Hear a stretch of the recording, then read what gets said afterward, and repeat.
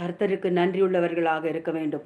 எல்லா தீய வழிகளிலிருந்தும், எல்லா பாவத்திலிருந்தும், எல்லா விக்கிரக ஆராதனையிலிருந்தும் விடுதலை அடைந்து அதை விட்டு ஒழிந்து கர்த்தரிடத்தில் நாம் சேர வேண்டும். இதுதான் நமக்கு கற்றுக் கொடுக்கிற பாடம். நம்முடைய சந்ததிகளுக்கு நாம் இருந்தால் நம்முடைய சந்ததிகளுக்கு இதை பற்றி சொல்ல வேண்டும் என்று வேதம் சொல்லுகிறது. இஸ்ரவேல் ஜனங்களுக்கு கர்த்தர் வழி நடத்தியதை நாம் சொல்ல வேண்டும் என்று வேதாகமத்தில் சொல்லப்பட்டிருக்கிறது. முதலில் நாம் அதை உணர்ந்து இஸ்ரவேல் ஜனங்களை கர்த்தர் எப்படி வழி நடத்தினார் என்று நாம் உணர்ந்து மற்றவர்களுக்கு சொல்ல வேண்டும். நம்முடைய சந்ததிகளுக்கு, வரும் சந்ததிகளுக்கு சொல்லி அவர்களும் இஸ்ரவேல் ஜனங்களுக்கு இத்தனை அற்புதம் செய்தார். 10 வியாதிகளை எகிப்திலே மோசே போன போது நான் சொன்னேன், மோசே திக்குவாயுள்ளவனாக இருந்தாலும் அவன் போன போது இஸ்ரவேல் ஜனங்களை விடுதலை கொடுங்கள் என்று இந்த பார்வோனிடம் கேட்டபோது பார்வோன் ஒத்துக்கொள்ளவில்லை.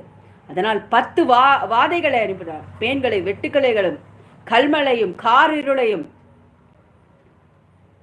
தலைச்சையின் பிள்ளை சங்காரத்தையும், வண்டுகளை, வாதுகளும் அனுப்பினார் கர்த்தர். தண்ணீர் இரத்தமாக மாறியது. அப்படி எதிரிகளிடமிருந்து காப்பாற்றி கொண்டு வந்த இஸ்ரவேலர்கள் நன்றி கட்டவர்களாக மாறினார்கள். பலர் கானான் தேசத்தை காணவில்லை, மோசேயே காண விடவில்லை. இவர்களால் மோசேயும் இறந்து விட்டார். யோசுவா நடத்தி கொண்டு வந்தார். அவர்கள் கானான், கொஞ்சமான ஜனங்கள் தான் கானான் தேசத்தை அடைந்தார்கள். நாமும் இப்படி இஸ்ரவேலர்களை போல துன்மார்க்க வழியில் செல்லாமல், பாவத்தில் செல்லாமல், கானான் ஆகிய பரலோகத்தை அடைய எல்லாவற்றையும் பின் விட்டுவிட்டு கர்த்தரையே பிடித்து கொண்டு, கர்த்தருடைய வசனத்தை பிடித்து கொண்டு, கர்த்தரோடு நாம் கைகோர்த்து வழி நடந்தால் கானான் தேசத்தை, பரலோகத்தை காணலாம் என்று சொல்லி இந்த காணொலியை ஒரு ஜெபத்தால் முடிக்கிறேன். ஆண்டவராகி இயேசு கிறிஸ்துவே, உமக்கு நன்றி ராஜா, நன்றி தேவனே, நன்றி தேவனே, நன்றி தேவனே, நன்றி தேவனே, நன்றி இயேசுவே. இஸ்ரவேல் ஜனங்களை வழி நடத்தியது போல இந்த உலகம் வனாந்திரமாய் மாறிக்கொண்டிருக்கிற இந்த உலகத்திலே மேகஸ்தம்பமாக, அக்னி ஸ்தம்பமாக எங்களோடு இருந்து எங்களை பரலோகமாக கானானுக்கு கூட்டி செல்ல வேண்டும். நாங்கள் மற்றவர்களை அந்த கானான் தேசத்திற்கு கூட்டி வர நீங்கள் வரும்போது நாங்கள் தயாராகி மற்றவர்களை தயார்படுத்த வேண்டும் என்று வேண்டிக் கொள்கிறேன் ஆண்டவரே. ஆமென் ஆண்டவரே. உங்களை உணர்ந்து நன்றி உள்ளவர்களாக இருக்க வேண்டும்.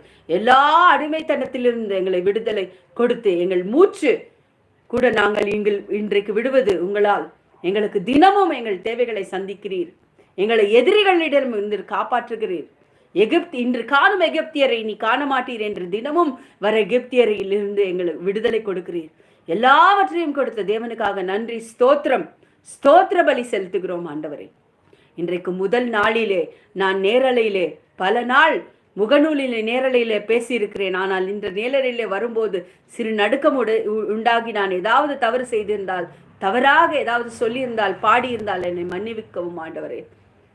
இயேசுவின் நாமத்தினாலே எல்லாவற்றிற்காக நன்றி. மேகஸ்தம்பமாக, அக்னி ஸ்தம்பமாக எங்களோடு இரும். சீக்கிரமாக வரும். இந்த பூலோகத்திலே, மோசமான இந்த பூலோகத்திலே நான் பார்த்த எல்லாவற்றையும் என்னால் சகிக்க முடியவில்லை.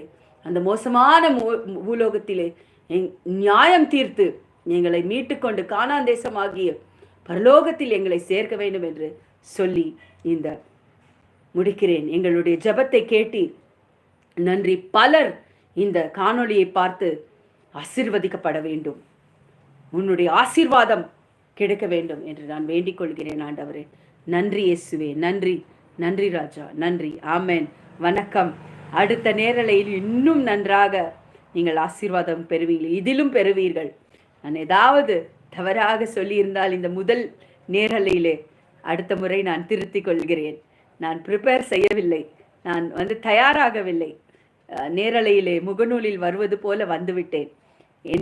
என் கர்த்தருடைய கிருபை இன்னும் நிறைய என்னை ஆதரித்து என்னுடைய கர்த்தருடைய பிள்ளைகள் என்னுடைய சேனலை சப்ஸ்கிரைப் செய்து 1,00,000 மக்கள் சப்ஸ்கிரைப் செய்ய வேண்டும் என்று நீங்கள் ஜெபியுங்கள். நீங்களும் சப்ஸ்கிரைப் செய்யுங்கள். இயேசுவின் நாமத்தினால் ஜெபிக்கிறேன் நல்ல பிதாவே. ஆமென்.